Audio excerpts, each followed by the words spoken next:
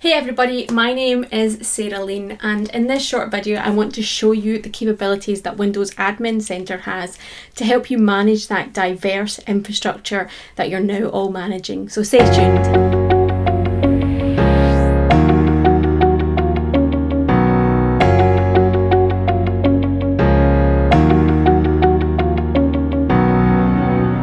So here we are in Windows Admin Center, and we can see we have some servers or clients being managed already. I have a server that's on-prem in my physical data center.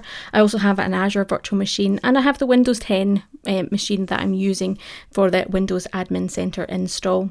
Now we go into the on-prem server and we can have a look at what we can interact with it.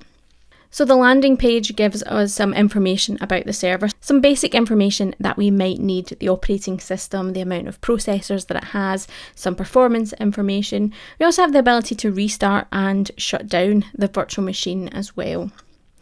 Now we also have the availability of things like event logs. So if we have to troubleshoot something that's happening or try to understand why something is happening, we can interrogate the event logs as well.